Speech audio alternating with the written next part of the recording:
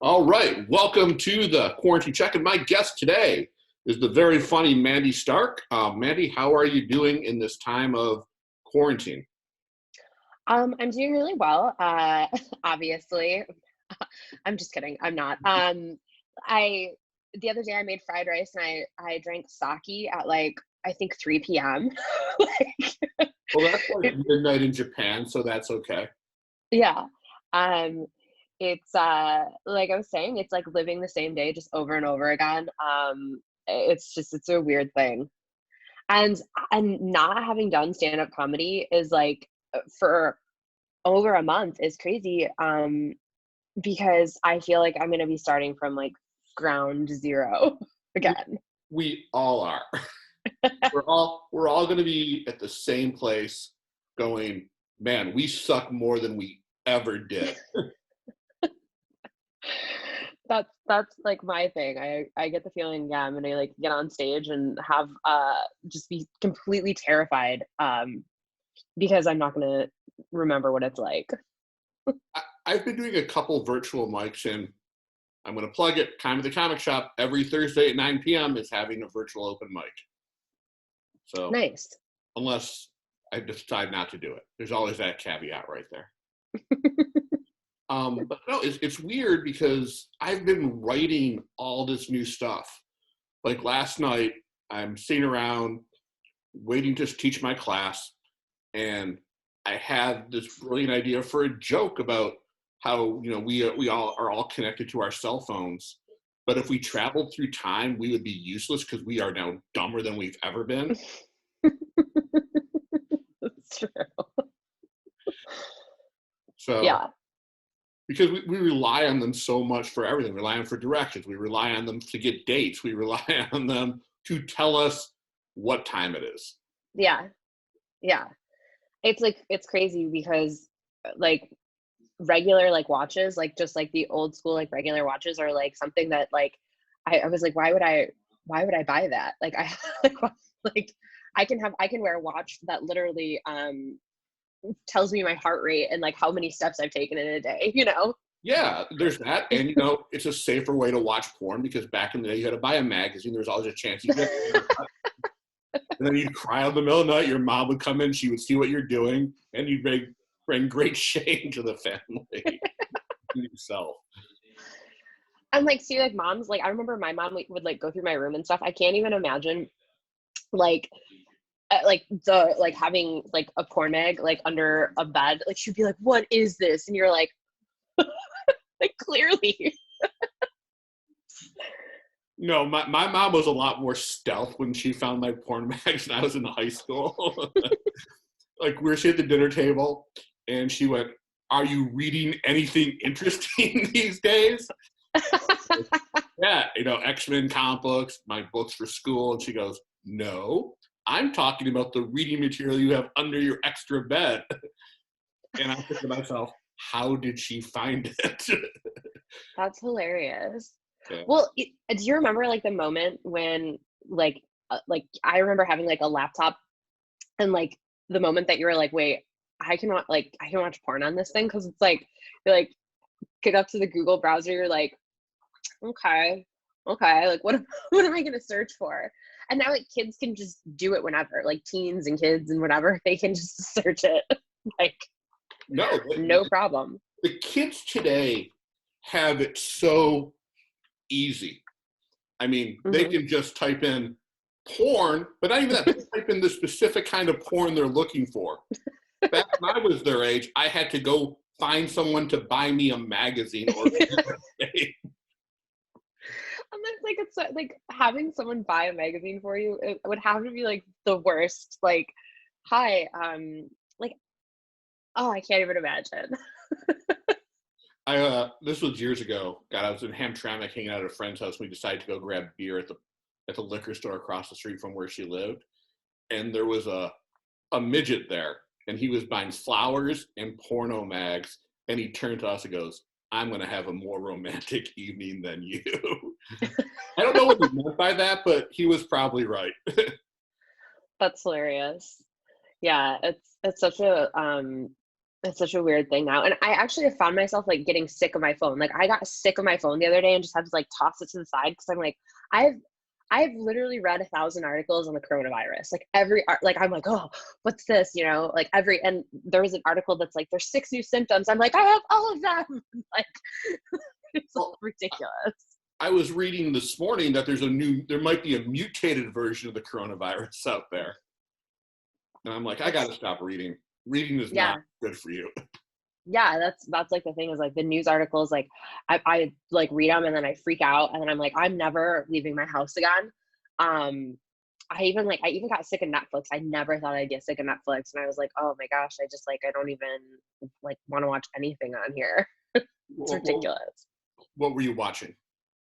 Um, so I did watch The Tiger King twice, and that's it was like uh, it was so crazy I had to rewatch it. Like I'm like, these people exist. Like there's a whole like subculture of people that collect big cats.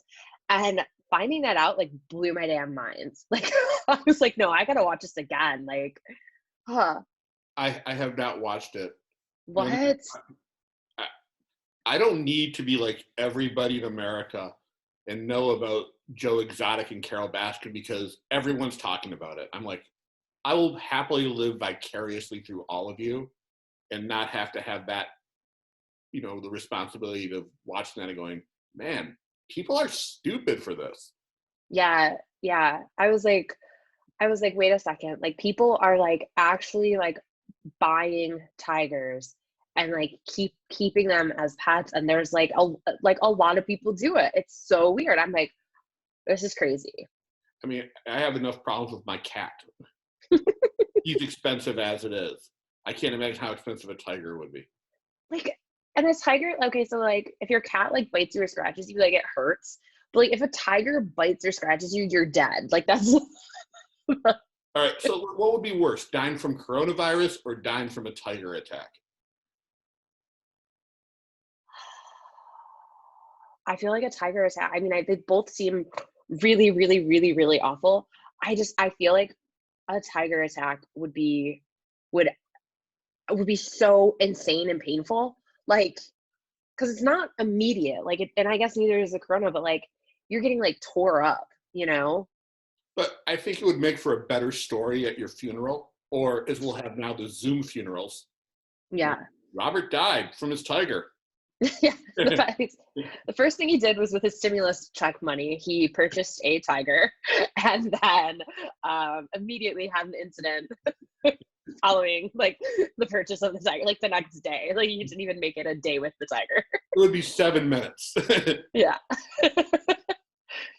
I was like saying too, so my idea for professional sports is that like rather than like the athletes like playing like the professional athletes, what if anybody that's like had corona and is now better, why don't they play the professional sports with the professionals as well? So it's just like a regular guy like you can just like go be in the NBA for a little bit. There used to be a show called Pros versus Joes on Spike TV. That was Yeah, basically that. I wouldn't want to be playing with regular football players. They would kill me.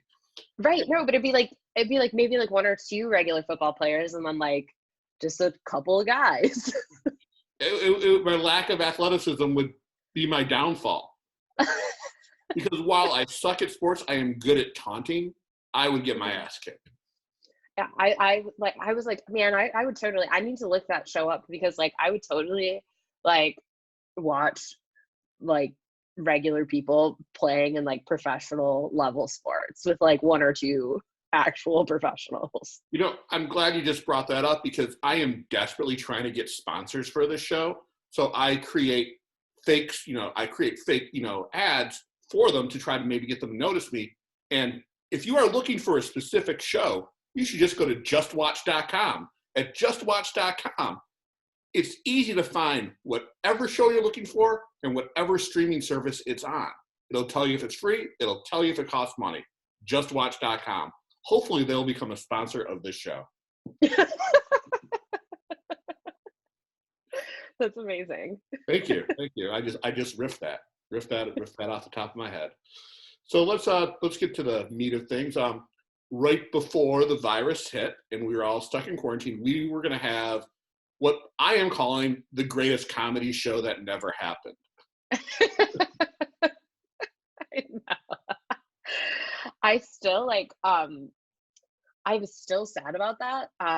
And I will like Jaime and I talked the other day, and I was like, yeah, I'm like still bummed out about it. And he's like, I know, and I can't wait to plan the next, like the one that will actually happen. And I was like, nobody is going to want to come. Like we can't. Like it's like a year away because nobody's going to want to come to a show like that has like 100 people there. You know? Yeah, I know. I don't think comedy's going to happen right away. I think by July we'll be able to have small shows, Yeah. which is good. But the problem I have is comedy is meant to be seen. It's meant to be seen by as many people as possible, and Yeah. my ego won't let that happen if we just have an audience of 10 where no one can sit together. That's the toughest part. And like for me, I haven't done any of the Zoom mics because I feel like I would have like my set and like notes and whatever, and I'd be tempted to just like look at them, and then I'd just be reading from it, and it just wouldn't be the same for me.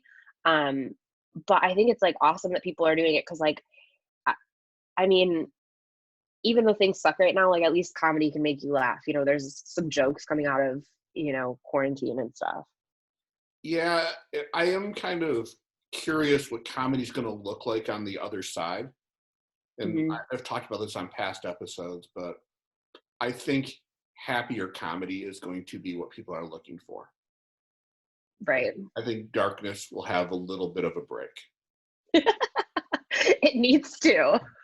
because, again, I feel like I'm always repeating myself. We are going through this horrible trauma right now, and Yeah. whether we understand what we're going through or that we don't, we're all going through something horrible. We are not meant to be separated like this. We're social. I never thought I was a social person until this started. Like week 2, I'm like, I need to see people. Right. I know. I know. It's like it's hard too because um like just going to shows, like I just like miss, like I'm like, oh my God, I miss Trixie's so much. Like I I miss like the places that I used to go.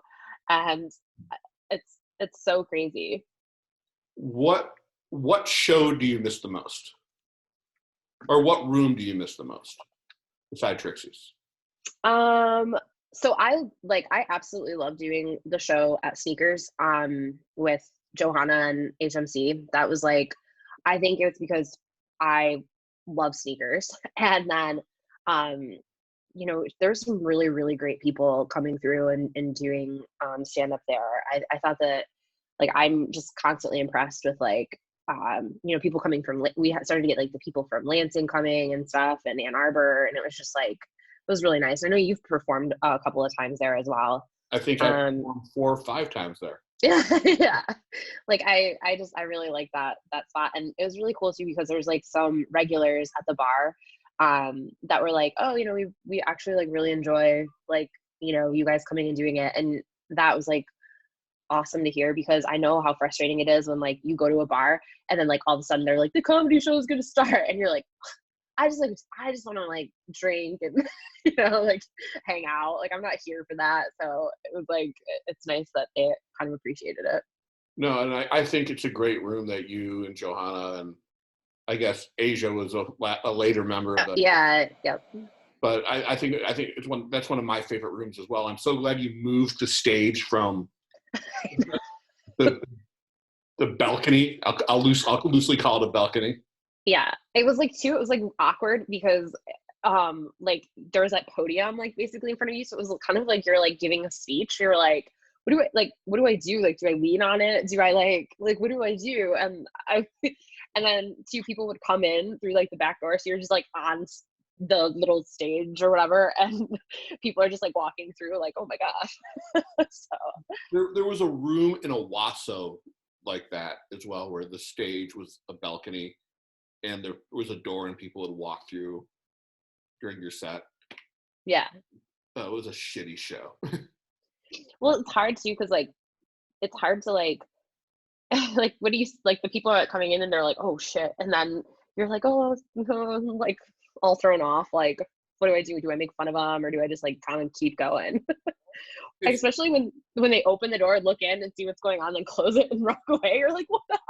they have that look of, oh fuck, it's Yeah, comedy. yeah. Like, dang it, not going in here.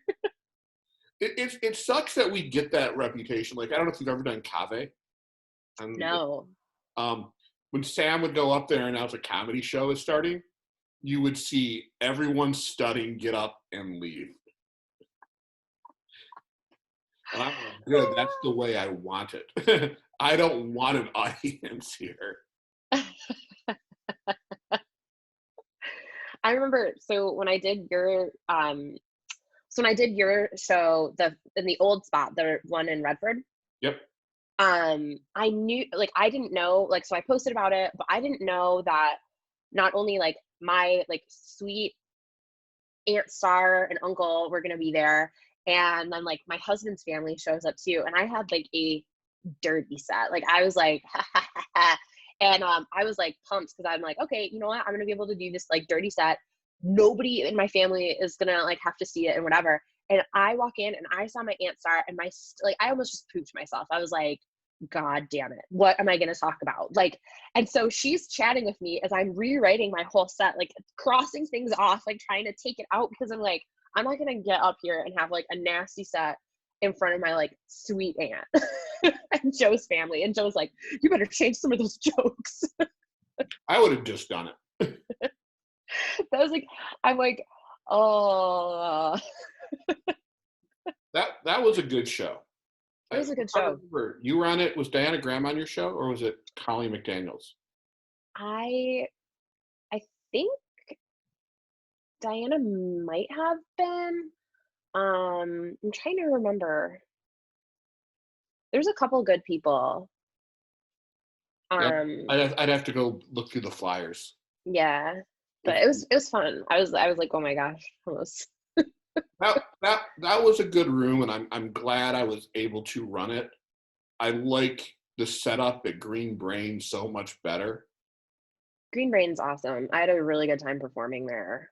That was like that would be if I had to pick another, that would be another one that I really, really like. I like what I like about that show is that I like that the people are there to see comedy. Like that they're not just like in a bar like we're starting the show. Like they're like I want to see comedy.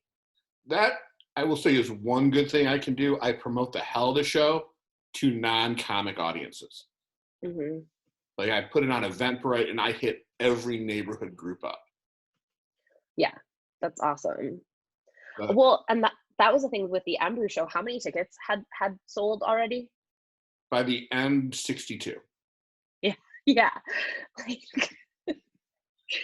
and like I had friends coming, like probably like 20 people, some coworkers and stuff like that were all gonna come as well. So and like they hadn't got tickets, like they were just gonna show up. Yeah, I mean, out of the 62, I think it was, 30 of those would probably only show up. Yeah, Because yeah. we were still in the early days of the coronavirus. We were just quarantined, but the quarantine never happened. The only people who would be there were the coronavirus. They were in denial that anything was happening with it. Hmm. I mean, I was in denial that we'd be locked up this long. Yeah, yeah. I did get the Aaron candle like as like the what was it? We were just like dedicating the show to him. To his memory, yeah. Yeah. I had it like out and my husband had to like put it away because he was like, it's just like his eyes are following me. So it's like hidden somewhere. Well, if we ever do a show, because I'm really worried about like half of the venues where shows happen will not be reopening once this is over. Right. Right. Well, I'm wondering if it's like maybe there's like an outdoor space that's like big enough to have everybody spread out enough. Yeah, like at the end of summer into fall, that might be something that. Maybe I'm thinking house shows are going to become the new norm.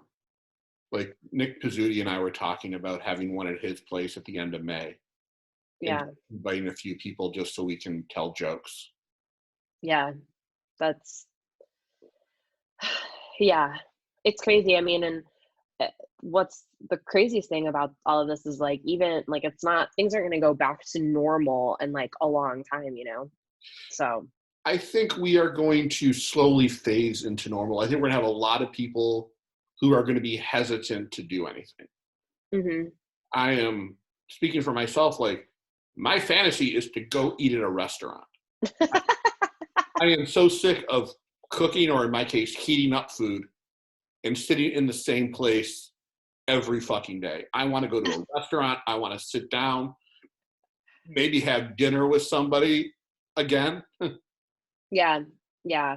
It's weird, like, I hate cooking, well, I hated it. I guess I like it more now because 'cause I've just been, like, doing it, but it's so weird. I never like, I just, like what I miss the most is, like, going to, like, a shitty bar and, like, having a drink, like, having a beer at a bar is, like especially in summer too, it's, like, when it's, like, really hot out and you just, like, go in and have that, like, cold beer and it just tastes so good, like, I can't wait for that. But I'm, like, if I don't think I'm not gonna go out. Like, I'm not gonna be one of those people that's like, yeah, it's lifted, let's go. Like, because I'm scared. I mean, I don't want to. My biggest thing too is like, I'm not scared for myself as much as I am for like, I want to see my parents and I want to see my Grammy and like I want to see them at some point, and I don't want to put anybody at risk, by being like stupid and like I'm gonna go to the bar. So Do you yeah. feel every time you go to the grocery store or Target, do you feel like you're at risk, like you're playing Russian roulette? I haven't really gone. My husband has pretty much like done because I was scared. Like I'm like, oh, but really, it's like it doesn't matter that I'm sending him instead of me. Like he's still coming home, and like if he got exposed, I got exposed. So, yeah. Yeah, it's How so about you? I have to go to like two or three different grocery stores to get all of the stuff that I like for the week. Oh no. Like I go to two different Krogers and then I go to Walmart for their grocery store because I got to get all the necessities, but one Kroger doesn't have that. The other Kroger does, and Walmart has everything the other stores don't have. Uh, And I feel like I'm eating a lot shittier than I was a month ago, but I'm also saving a lot more money not going out. okay, so that's like the big thing is like it's kind of nice. Like I look at my bank account and I'm like, whoa, just and gas. Like I haven't bought like I got a new car. Like I leased a new car like in mm, February, and I was like a little bit worried. I'm like, oh man, like I'm worried about my miles. I am not worried about my miles. I drove a car for the first time yesterday, and when I got on the highway, I actually got a little bit scared. Well, I am honestly scared of going on the highway now because I've been reading about people like driving 190 miles. Just, there was nobody on the highway, so I mean, like I was like, oh my gosh, this is really weird. Like I haven't driven on the highway in like um a month and a half. Like I haven't because I haven't had to go anywhere. I haven't either. Like I just go to the grocery store and once a week I'll drive to a restaurant for carryout. Yeah, like it's crazy. I miss driving though, and it sucks. And I talked about on the show, like I got laid off 3 weeks ago from the day we're recording this, and I it's weird. Like I miss driving to where my office was. Yeah, yeah, I know. I that was like the same thing. It's even I think like not working at all is just like such a weird thing because I got laid off as well, like really early on, and I was like, huh, what am I gonna do all day? Like, Well, this is my day in pretty much a nutshell. I get up in the morning and have breakfast, and if I then I'll spend 2 hours looking for applications, go for a walk slash run, come home, shower again, because I stupidly take 2 showers a day now, which I probably shouldn't do. Then I'll have lunch and watch some TV. Then I will go back to looking for work for about another hour, 2 hours. Then I'll read comic books, and then I'll watch TV until I go to sleep. So and then somewhere I do write jokes in there as well. See, I've been like lazy. I've been writing, but not necessarily like I've just been like trying to just write more and like perfect it because I've learned like with marketing, a couple of things like being in the marketing profession, like I kind of like I got into like business development, and then I was like graphic design for a while, then I was back to business development, then I was like writing a lot of copy, and then I wasn't, and I'm like, man, I need to, spend some time honing the skills that I have. And like, I haven't like, as far as like writing copy, um I used to write a ton of copy for, with for marketing purposes, and then I got more into management, and then I was more like editing and like, telling people what to write and stuff. And I just it's crazy. So I'm like excited to be writing again and like using that again. I If I was a writer for writing commercials, and we kind of worked for the same company. I won't say it because of my severance agreement, but, but it's weird. Like the day before I got laid off, I found out I was shortlisted for a major advertising award. So Oh, it was like one day I was on top of the world, and the next day I was at the bottom. yeah. Yeah, I got my bonus and severance like in the same week. Like I was like, oh wow, this is ironic. Like, Oh, and you guys got bonuses? I did. I'm not, but yeah, Yeah, that's awesome. That's awesome. yeah, That's a good feeling because that gives you some extra, layers for the coming recession, or the recession right, already here. right. I was like, the other day I was like, I guess maybe I should go back to like waitressing and stuff. It's actually crazy. So when I first transitioned into my real job after college, in advertising and marketing, my mom was doing my taxes with me the next year, and she's like, "That's funny. I think you made more money waitressing than you did at your first like career." I was like, Where were you waitressing at? I waitressed at a little pub called it was in Auburn Hills near Oakland University. I think it was called Callahan's. Was it Callahan's? I don't know. We did live music there on like weekends and stuff. God, I can't remember. It was so long ago.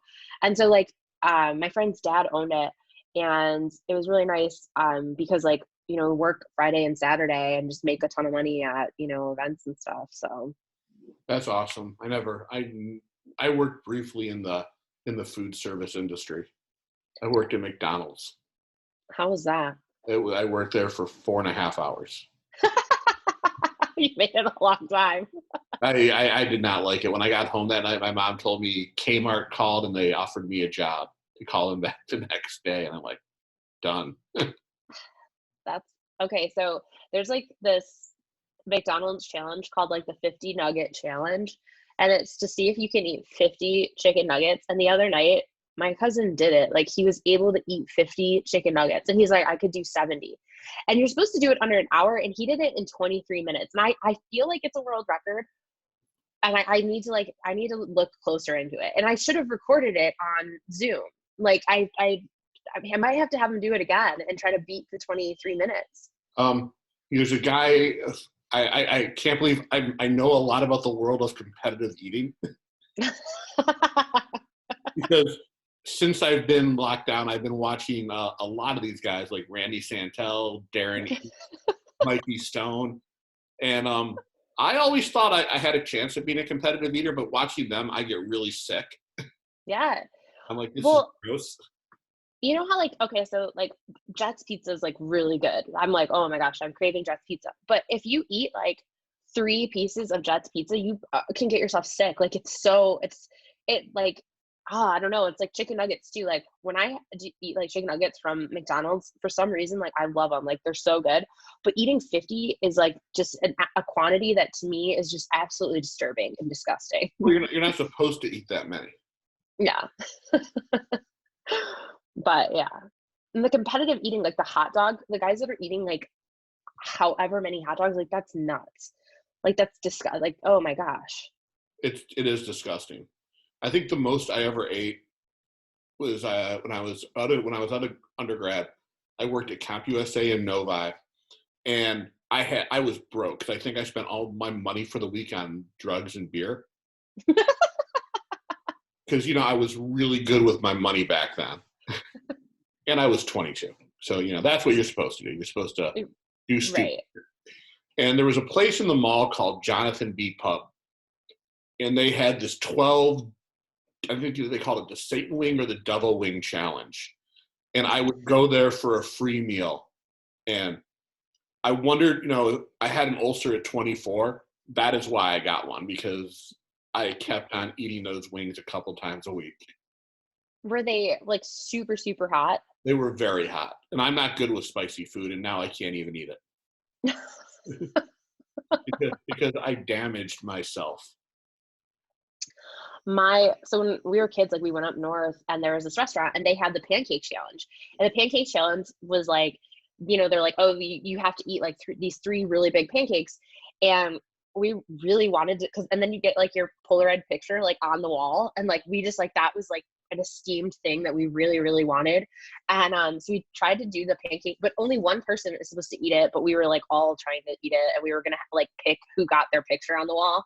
And but they came out the pancakes were, there's three pancakes like this thick, the size of pizzas, like large pizzas. That's And like it was so much. We even tried to like cut some of it and like take it to the bathroom and like throw it away, because we were like, we really, really wanted to be on that wall.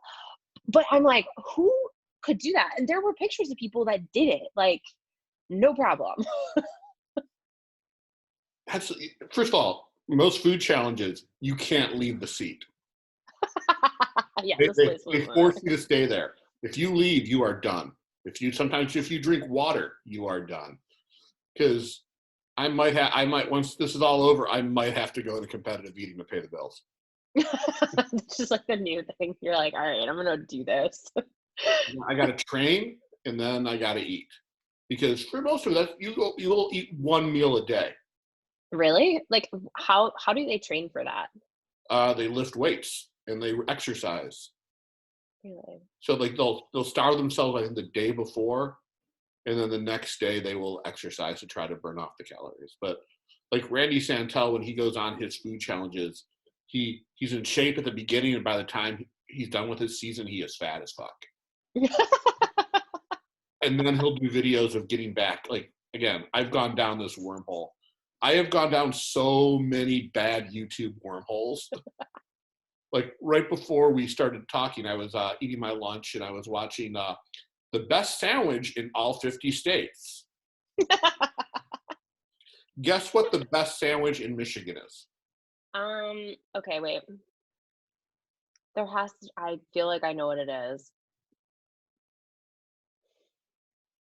Tell me, is it like a corned beef one? No, it is the coney, which I'm upset about because the coney is not a sandwich. It is a hot dog. That's not a sandwich. Like It's a fucking hot dog. Actually, my husband was going to the store the other day and I was like, can you grab hot dogs and Cody sauce? I'm gonna make homemade Codys. It's not the same. It's not the same. You gotta have all the Greek guys behind the counter making it. The Coney sauce, like in Coney's, like it's so good. It's like gross. Like I could probably eat 4 Coney's, but that'd be it. I once had 3, and I paid the price because some of it got on my pants. Coney sauce doesn't clean off that easy. Like one time I was at a Coney by my house and I told the lady, I'm like, your Coney chili is like the best. She's like, really? It comes in bags and we just like cut it open and heat it up. And I was like, gross. What do you think the best Coney Island is?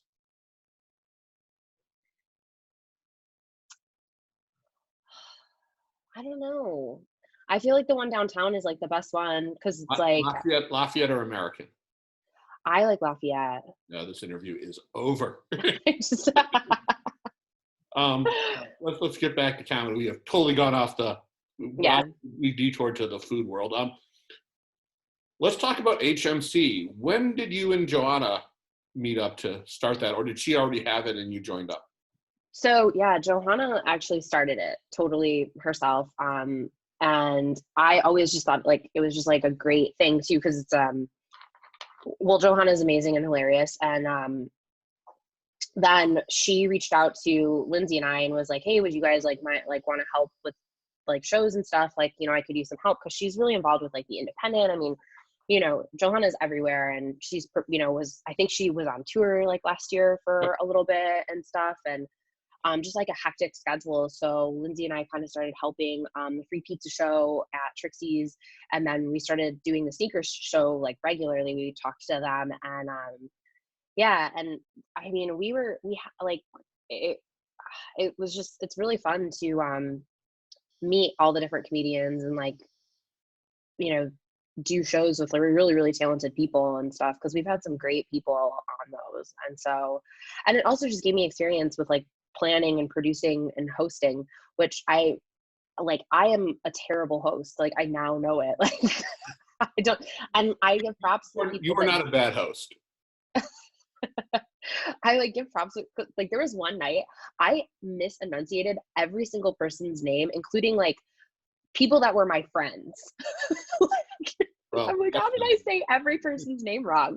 Like I was like sweating. Like I was more nervous about introducing people like on stage than I was about like the actual like content of my comedy. Like I was like freaking out. I'm like sweating. I could feel, and two, I was like up there and I just felt sweat dripping and I'm like, oh, this is disgusting and I suck. I don't like hosting, but I have gotten better at it. I think the first time I hosted at the Ridley's open mic, I was a complete and utter disaster. Like I couldn't remember people's names who I thought, you know, I knew. I'm like, coming up next, this guy. Yeah, that was exactly like I'm staring the person in the eyes as I'm like, and the next person to the stage is like, and I remember like someone did get like mad at me for it. Like they were like, my name is like, it's not that hard. And I was like, okay. I'm like, you're also like, we're performing comedy in a bar. Like, who cares? This isn't like a huge deal. It is weird because for some people it is a huge deal. Yeah. I'm gonna go a little story. Like when I first started, I started out in Kansas City, and I was there were three of us who worked in actually four of us who worked in advertising who all did comedy, and we were kind of, you know, kind of a crew. And one night we're at the Monday open mic, which is a bar called the Arts Bar, which I wish was still around, but it's not. My friend Elf turned to us and said, "You know what? This might be as good as it gets." And all I could think was, "I hope not." And it's gotten a lot better for me. You know, I've had a lot of really good opportunities. Some I shit the bed on. One or two I might have squandered, but I've had a lot of good opportunities. And when I see a kid giving it all on stage at a shitty open mic or at a bar show where there's an audience of three people paying attention and everyone else just drinking and watching TV, I'm thinking to myself, man, for them, this might be it. Yeah. Well, I think, you know, so I give props to like anybody that gets on stage and does comedy because it is real, it's hard. Like it's a hard thing to do. And it's like, you know, there's times when people like don't laugh and it's hard and you're like on stage and you're like, oh, um, but it's one of those things where I think like everybody has like a preference of like where they want to go and like what they want to do. Like my ideal with comedy is to maybe write jokes for a really funny person at some point. Like I don't want to be doing stand up, you know, like I'm not trying, I mean, I'm not good enough, but to try to like be famous at stand up. I would just rather be a really good writer and write for somebody talented. And that's my goal, you know. You never know where it's going to be. I have a friend who was a really good stand-up, but he has probably become the most lauded comedy writer on Twitter in the world right now. Oh, wow. He's the voice of Wendy's. Okay, that's And amazing. again, he got it because of a video he did, and that video went viral. And he got a job writing social posts, and now he is the voice of what has become one of the coolest brands on the internet. Yeah, for sure. You never know where it's going to go. And I mean, my thing is, I'm just having fun doing this. If I can maybe one day make a living at it, that would be awesome. If not, I'm not going to lose any sleep. Yeah, yeah. It's I just, think I got I think I got paid $50 to do a show. Yeah, I did. $50 is the most I got paid to do a show. And I was just like, I was like, ah, like, that first like moment when you make like, even I think I got paid $7 before, and I was like just so excited to be able to like get paid for um like being funny is like to me the best. Like I was like, oh man, this is awesome. the I think I love getting paid for it, but anytime someone asks me to be on their show, because Hmm. I have a very low self opinion of myself, I'm like, okay, thank you so much. Yeah, And I will give that person the best set possible. There are nights it goes awry, but I will try to give them the best set possible. yeah, yeah, for sure. Well, like I say, this has been fun, and I need to start wrapping it up. But before we do, I have become a big fan of Craigslist misconnections.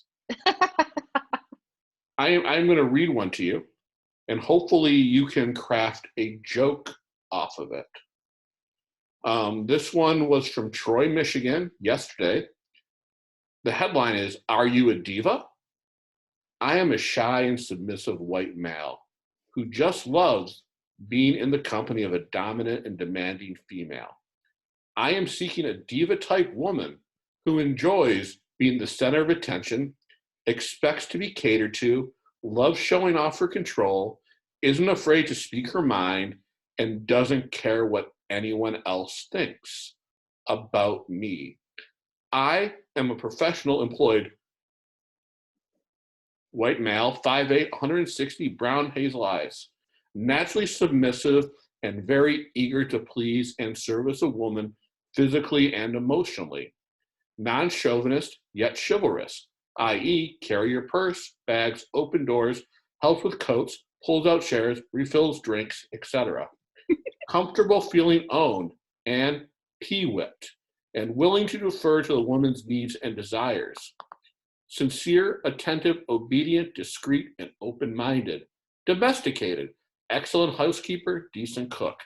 Available when needed, needed in quotations. Completely understand the friend's part of the arrangement." I was like, as you were reading that, I was like, is this an ad for like a dog or a person? It's like obedient, house trained, won't pee on the floor, but will if you want me to. That is like also just like like they really how many times did they say they wanted to be dominated? Like it was like every other one. A And little bit too much. I think they might have been pleasuring themselves as they wrote this. I was like, who is this guy? My first thought, the first thing that comes to mind is like the picture of Dwight Schrute that says this man is a pervert. Like I just feel like like who is this person? I was hoping he would put references on there. Oh, that would be even better. And I like the like, are you a diva? Like what? Now, for me, a diva is a very well established pop singer like Beyonce or Mariah Carey. He has like a very, very specific needs there. Like, like where is like I want to know this guy. Like where does he live? Like what is he doing, you He lives know? in Troy, Michigan. Oh yeah, there he is. That's where it said the ad was, and I'm so glad I moved out of Troy because I am worried he might have been my neighbor.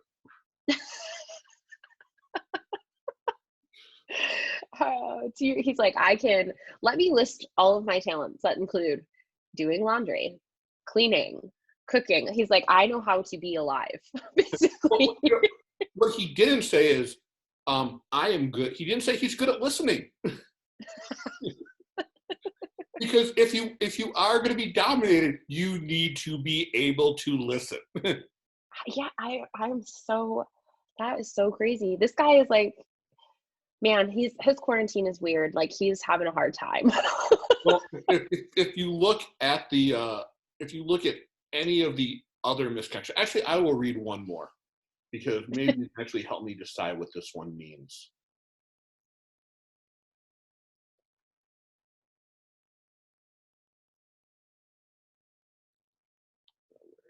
All right, there it is. Golden opportunity. This was from 3 hours ago in Oakland County. Okay. These are truly unprecedented trying times. I truly believe we will get through, spelled through wrong, this. We must remain vigilant, respectful, and courteous. Oh yes, back to the golden.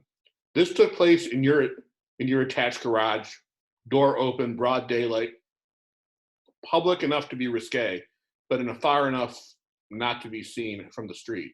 Once I registered, I positioned myself, and the golden opportunity began and continued until, oh, I get it now, until the reservoir was empty. No touching, little spillage. You sent me on my way. Now I get what they're talking about. What are they talking about? This person likes to be urinated on. Oh gosh. Oh. Can you imagine the garage door open, walking down, somebody carrying their groceries, seeing this, going, oh, oh, I gotta move.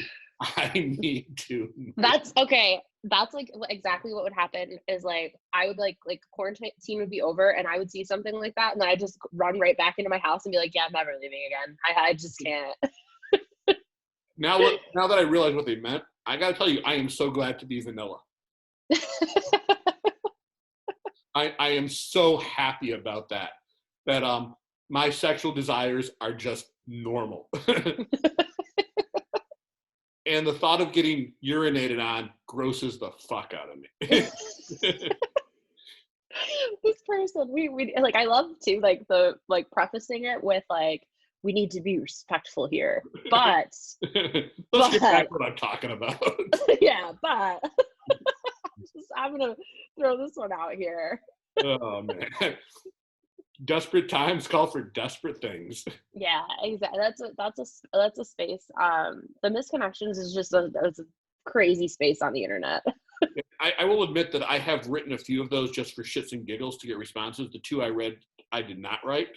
Okay, just let's make sure of that. I usually have a signature thing in mind where you can tell that I wrote it. I mentioned the restaurant Chili's. I love that. That's so funny. But thank you so much for being on. I hope to see you sooner than later, and I'm going to tell you who tomorrow's guest is. Oh, who is it? It is somebody we both have taken a class from. Joel Fragomeni will be on the show. Oh, awesome. Have fun. He's awesome. It'll be good to hear what's going on at Ridley's or how his comedy is going or life is going. Yeah, for sure. This long thing. How I hope you and your husband should stay safe, and hopefully I will see you sooner than later. For sure. Sounds good. Tomorrow. Thank you so much again. Yes. Thank you for having me. You're very welcome. Goodbye.